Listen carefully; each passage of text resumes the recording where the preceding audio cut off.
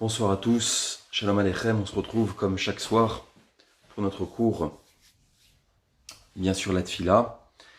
Et je voudrais d'abord souhaiter une réfoua shlema aux malades, Yiratson que nous restons en bonne santé, qu'on entende des bonnes nouvelles et Bezrat Hashem que, on sorte rapidement de cette situation.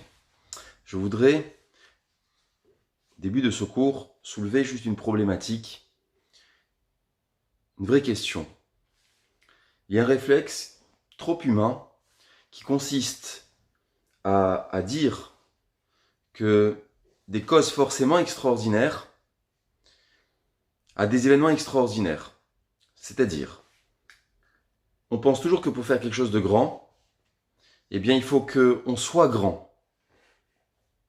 Or, et là est le secret de ce que l'on est en train de vivre, voilà que le coronavirus démontre tout autre chose. C'est un micro-organisme inférieur à un micron. Micron, c'est microscopique. Et pourtant, il a pu aboutir au confinement de plus de 3 milliards de personnes. C'est incroyable. L'infiniment petit peut faire quelque chose d'immensément grand. Parce qu'une fois, on s'est posé la question de dire quelque chose de tout petit peut avoir de grandes conséquences. Comment on en est arrivé là? On est tous enfermés dans nos maisons.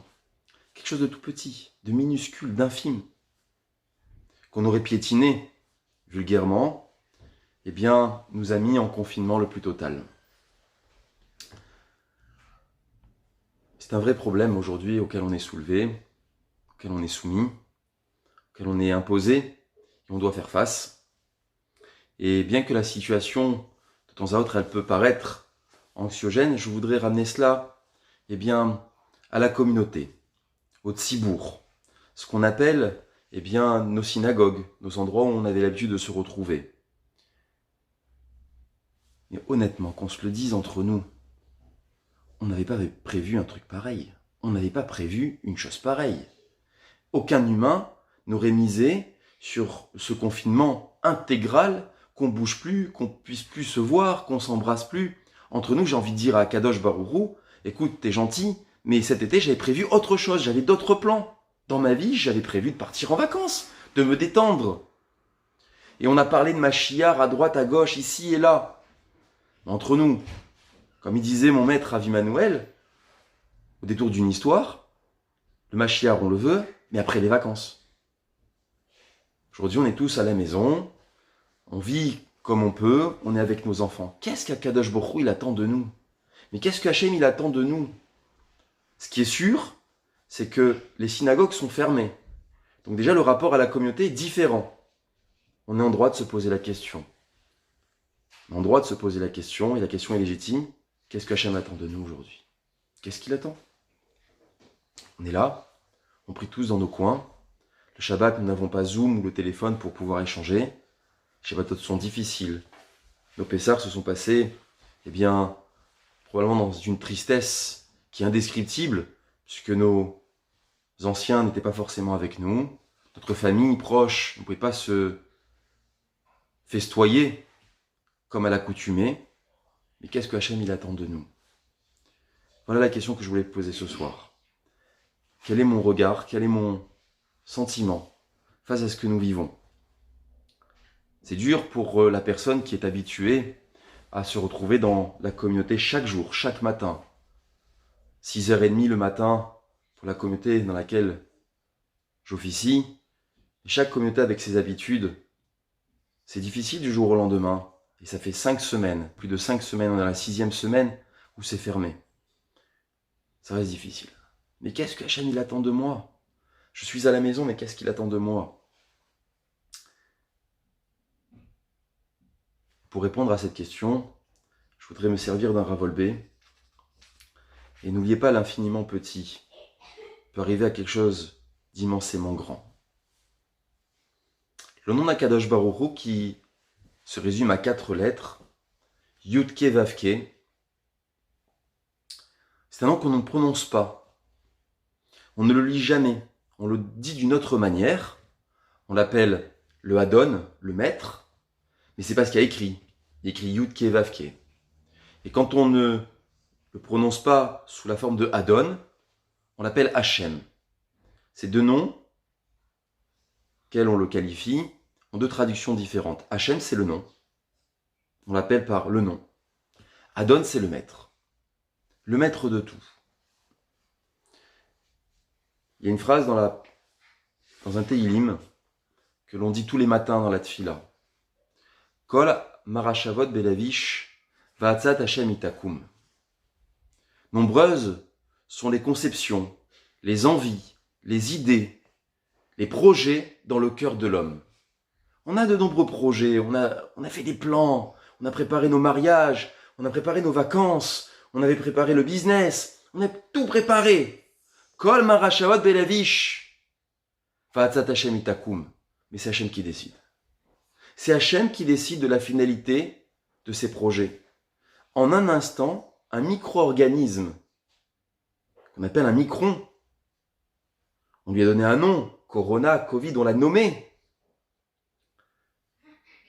eh bien, a mis tous ces gens de la surface de la planète, eh bien, à l'arrêt.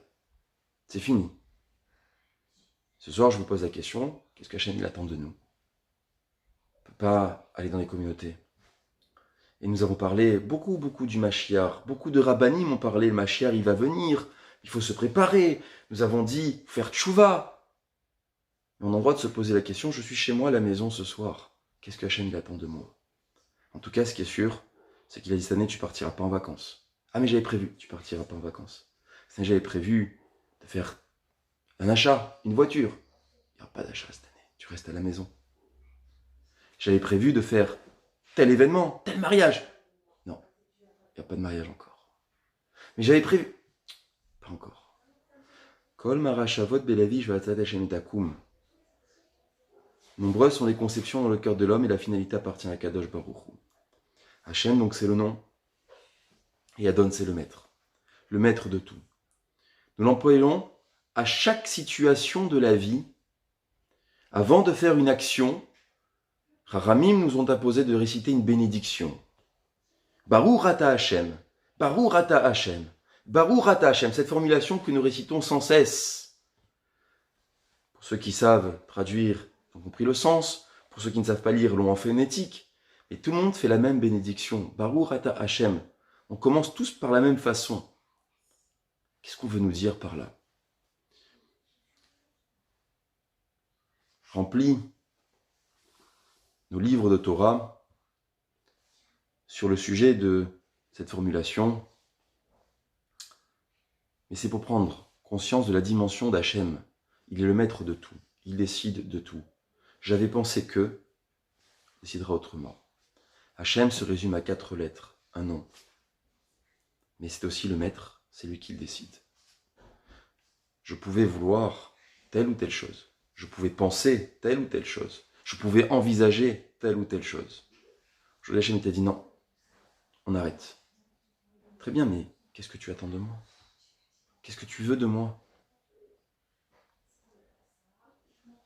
Et là, on introduit dans l'Amida Baruch ata Hashem. Elokeinu, Eloké Avraham, Eloké Yitzhak, Eloké Yaakov. On introduit cette phrase dans l'Amida. On introduit cette phrase, Baruch ata Hashem, dans une bénédiction avant de manger un fruit ou un légume. On se retourne vers lui. Peut-être, et c'est une piste, mais peut-être qu'on n'a pas pris suffisamment conscience, avant le confinement, qu'il était le maître de tout simplement. Qu'il était omniprésent dans toute situation.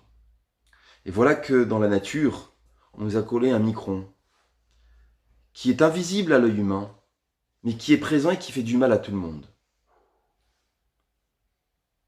Comme si on devait rappeler que dans le monde, il y avait quelque chose d'invisible, qui ne se voyait pas, mais qui était omniprésent, et qui s'appelle Hachem, le nom. Il a un nom. C'est quoi son nom? Le maître. Comme la Gemara va nous dire, les Mefarshim vont s'arrêter. Comment ça se fait qu'on ne prononce pas le nom de Dieu dans son écriture? Yud-Ke Vav-Ke. Il y a de nombreuses réponses à ce sujet. Une des réponses que j'ai en tête, c'est que la qualification de son nom, est porteur d'un grand pouvoir, porteur de plein de miracles. Rien qu'en le prononçant, on pourrait accéder à des choses extraordinaires. Ceci n'est pas réservé à l'humain classique, c'est son nom, il est le maître, et on ne peut pas aller plus loin, on ne doit pas aller au-delà. Ce que je voulais vous dire, c'est un petit peu ce message. On est là, on prie, tous les jours dans nos maisons, on est confinés. Mais a-t-on réellement pris conscience de la grandeur de l'événement et surtout de la réflexion que peut-être est attendue de l'être humain? On est chez nous, avec nos enfants, nos femmes, on partage des moments tristes, gais, moins tristes. Et comme ça, on fluctue. On a, comme diraient certains, l'ascenseur émotionnel, on monte et on descend.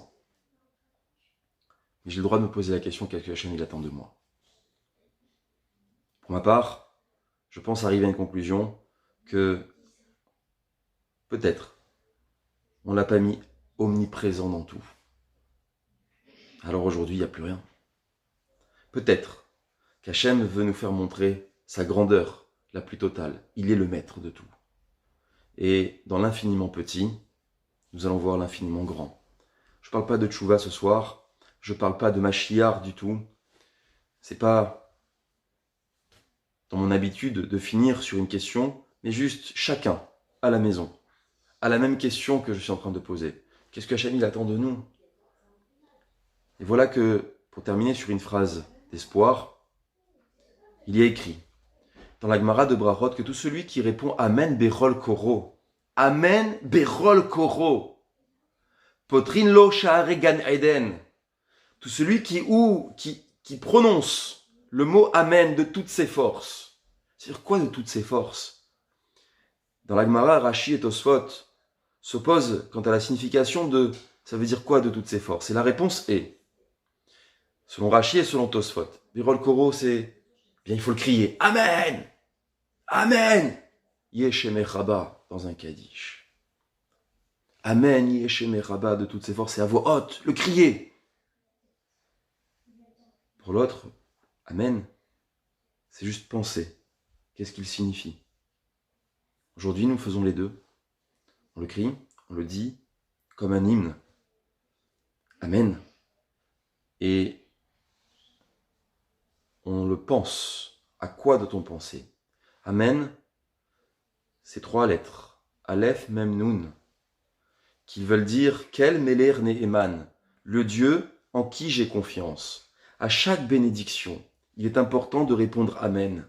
À chaque bénédiction, chaque Amen que je vais dire, auquel je vais répondre, Kel Meler Neheman, tu es le Dieu en qui je fais confiance.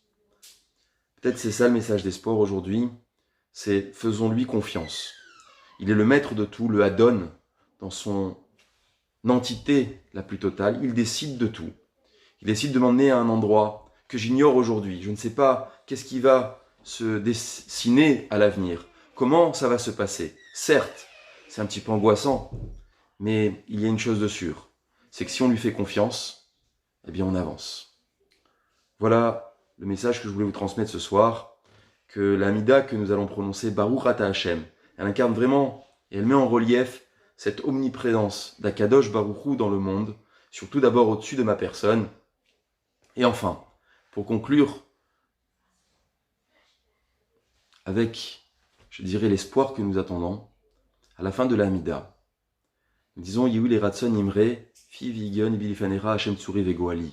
Juste avant cette phrase qui est extraordinaire, on a le droit de s'arrêter. Juste avant de faire Rosh Hashanah, on a le droit de s'arrêter. De dire Hachem, s'il te plaît, guide mes pas.